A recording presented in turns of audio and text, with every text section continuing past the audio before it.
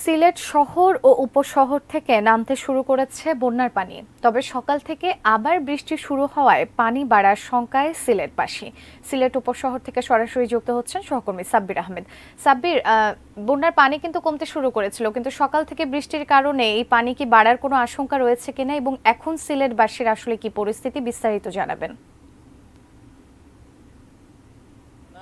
আসলে সিলেটবাসীর জন্য আতঙ্ক এবং যেই ভয়, সেই ভয় যেন আসলে কাটার সুযোগ নেই, কারণ ইতিমধ্যে যেই বন্যাটি হয়ে গেছে এবং এটি কিন্তু চলতি বছরের মধ্যে দ্বিতীয়বারের মতো বন্যা হয়েছে এবং এবারের যে বন্যা, সেই বন্যায় কিন্তু প্রায় যেই বাঁধটি রয়েছে সেই বাঁধের প্রায় 25 কিলোমিটার বাঁধের জায়গা ক্ষতিগ্রস্ত হয়েছে এবং সুরমা নদীর যে পানি, সেই পানি কিন্তু বিপদসীমার ওপর দিয়ে অতিবাহিত হয়েছে এবং ছোট বড় মিলিয়ে প্রায় যে 26টি নদী রয়েছে, প্রায় প্রত্যেকটি নদীর পানি বিপদসীমার ওপর দিয়ে অতিবাহিত হয়েছে। এবং সবচেয়ে বড় শঙ্কার যে বিষয়টি, সেটি হচ্ছে যে টানা 3-4 দিন বৃষ্টিপাত না হওয়ার কারণে পানি কিছুটা কমে গেছে, কিন্তু গতকালকে জেলা প্রশাসকের পক্ষ থেকে আগাম একটি সতর্কবার্তা এবং একটি প্রস্তুতি নিতে বলা হয়েছে, যেখানে বলা হয়েছে যে আগামী 28 তারিখ থেকে প্রস্তুতি নিতে বলা হয়েছে, যে 29 তারিখ এবং 30 তারিখ অর্থাৎ এই চলতি মাসের আর 1 সপ্তাহ পরেই আবারও পুনরায় একটি ভারী বর্ষণের সম্ভাবনা রয়েছে।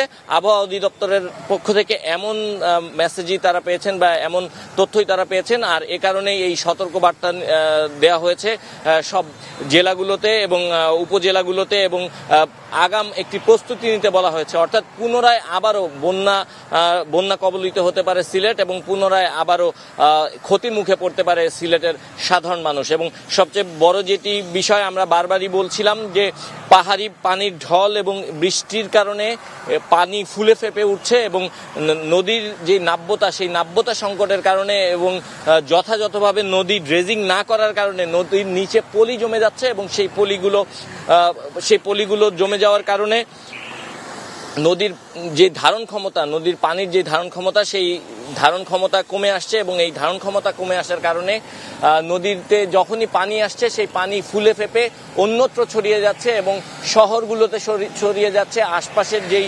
উপজেলাগুলো রয়েছে, বিশেষ করে নিম্নাঞ্চল যেগুলো রয়েছে, সেই নিচু উপজেলাগুলোতে ছড়িয়ে যাচ্ছে। আর এ কারণেই সেখানকার মানুষ পানি বন্দী হচ্ছে এবং তারা বন্যা কবলিত হচ্ছে এবং তাদের নানা ধরনের সমস্যা এবং সংকট তৈরি হচ্ছে। তো আজকেও সকাল থেকে সিলেটে থেমে থেমে গুড়ি গুড়ি বৃষ্টি হচ্ছে। রাতের দিকে কিছুটা ভারী বৃষ্টি হয়েছিল, কিন্তু তারপর আবার থেমে থেমে গুড়ি গুড়ি বৃষ্টি হচ্ছে। তো এই কারণে সিলেটবাসীর মধ্যে যেই শঙ্কা, সেই শঙ্কা কিন্তু এখনো রয়ে গেছে, অর্থাৎ বন্যা আবারও আসতে পারে এবং সেই জন্য তারা প্রস্তুতি নিচ্ছেন। এই ছিল আমার কাছে এই মুহূর্তে সিলেটের যে বন্যা পরিস্থিতি, সেই বন্যা পরিস্থিতির সবশেষ তথ্য।